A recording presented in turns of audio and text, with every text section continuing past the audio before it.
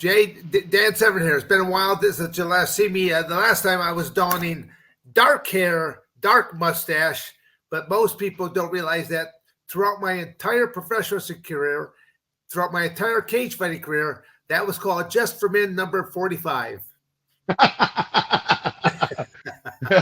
So was it? Was it? Why'd you stop using it?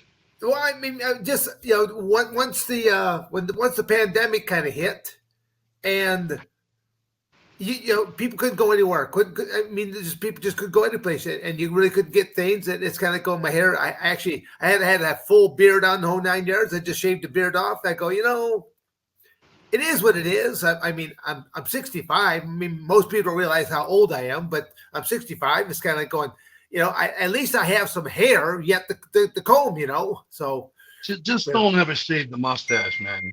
Well, no. The mustache stays. The mustache stays. Never shave that. I look at it this way, there, Jay. I can, if there's different movie roles or commercial stuff like that, I can color my hair whatever color they want it for at that point in time. Right. At least I got something to do. I'll even shave my head if it's a good enough commercial.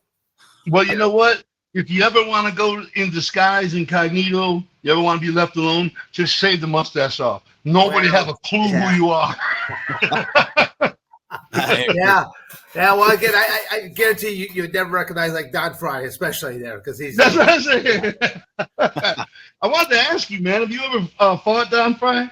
No. Actually, Don was one of my wrestlers when I was coaching at Arizona State University. He lived with a couple of my younger brothers, so I know Don much like a younger brother. I mean, there was one point in time UFC was trying to put something together, and Don's like, no. I go, Don, go with the flow. See what kind of money's there first, Don't never say never, okay?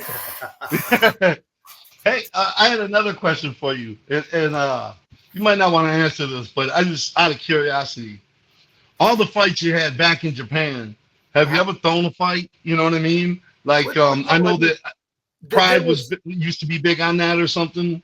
There was and the promotion before Pride actually, what was it called? That's a good question. They were doing a lot of work fights too. Yeah, no, I mean in Pride itself, no, I only had I think only a couple fights ever in Pride, and mine were just straight up, just they gave me a head price, and I went out there and just did that.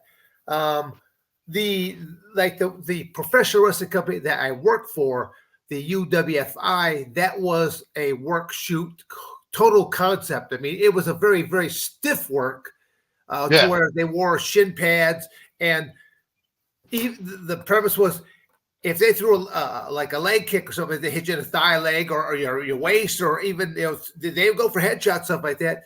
If they did not make contact, you did not sell it. That was the whole premise, that you had to feel it in order to sell it. So it was weren't some of the matches work back then though? Like some were shoots and some were work in that promotion. You got to realize most of those companies are kind of like controlled by mafia, the Yakuza. So some stories there. Well, again, I can't say much for. I mean, I'm pretty sure that the companies I work for, they were probably being bankrolled by the Yakuza as well. Again, I went out to a couple different dinners. I mean, they were very pleasant businessmen to sit there and dine with. I just glad that they liked me. That's all. To take you out and buy you dinner and show you a good time and want to be seen around town with you. Yeah, no. You're exactly right. They like to be seen with people from that type of an industry and that. And like I said, it's been just kind of an interesting life for me in just a lot of different ways. But